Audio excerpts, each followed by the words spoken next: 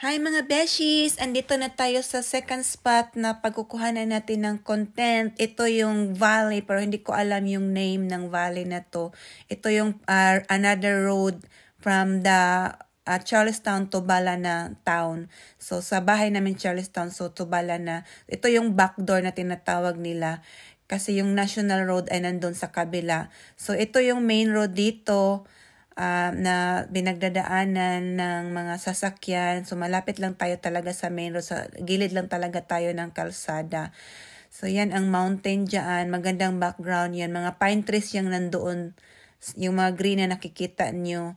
Tapos, iyan ng iba dyan. Na mga damo at saka walang mga... Doon ako galing galing sa bahay namin papunta dito. So, dito ako nagpa-park kasi mayroon siyang may side stop siya dito. So, dito ako magpa-park para safe tayo, hindi tayo masagasaan ng ibang sasakyan. So, gagawa tayo ng content ngayon. Kakanta lang ako. Voice over ko na siya kasi talagang ang lakas ng hangin, hindi nyo na maintindihan kung anong sinasabi ko. So, mag-voice over na lang talaga ako. Kung makikita nyo yung buhok ko talaga, hindi na maitsura. So, ito, nagsiset up na tayo para mag-start na tayong mag-record ng kanta. Content ko, no? Kahit hindi naman tayo singer, trying hard lang talaga. Ayan. Wala akong upuan, hindi ako nakadala ng upuan, kaya parang makaluhod na lang tayo dyan sa may damo. Hindi ako mapakali dyan kasi nag-alala ako sa stand talaga na nagsasayaw-sayaw na yun. Mayroon pang nakacycling na isang tao na dumadaan. Yung stand sumasayaw-sayaw na talaga sa hangin. So kaya hindi ako mapakali. Tsaka yan, nag-start na ako.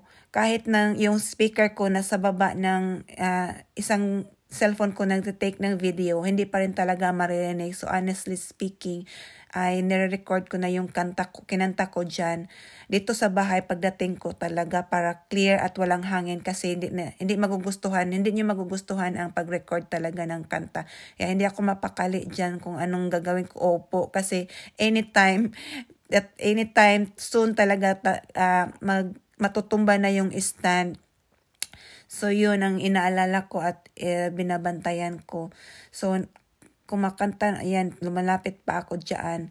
So, kakanta na tayo ng kanta na yung kinakanta ko na pinopost ko na video. So, nag-start na akong kumanta dyan. Maraming dumadaan na sasakyan, nakabusina pa. Binubusinahan pa nga yun ako sa isa. Yan na yung stand camera na tumba na talaga. So, hindi na natin natapos yung kanta natin kasi sobrang hangin talaga. Wala akong, iba talaga pag meron sanang akong kasama na nakahawak sa video or sa cellphone. Ayan, bara na lang ako dyang sumusunod sa galaw yung hair ko kasi sa sobrang hangin. So, ang ganda pa naman sana ng araw. Talagang sikat ng araw talaga kahit 3:00 na dyan, kaya lang sobrang hangin. So ito, paalis na tayo mga beshies. Umalis na ako doon sa lugar kasi sobrang hangin. So ito yung dinadaanan ko. Tsaka ito yung dyan sa sa gilid. So ito yung view dito. Maganda mag-drive dito kasi yan dyan. Meron pang mga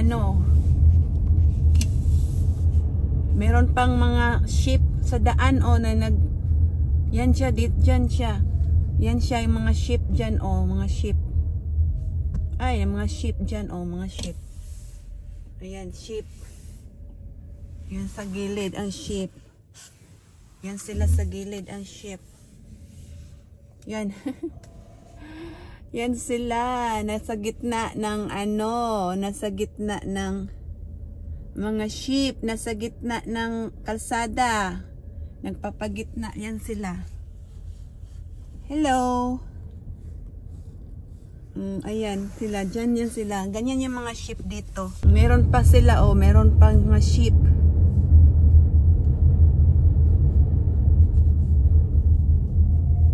Yan yung mga ship. Yan mga ship pa Yan, mga ship. Yan sila dito sa gitna.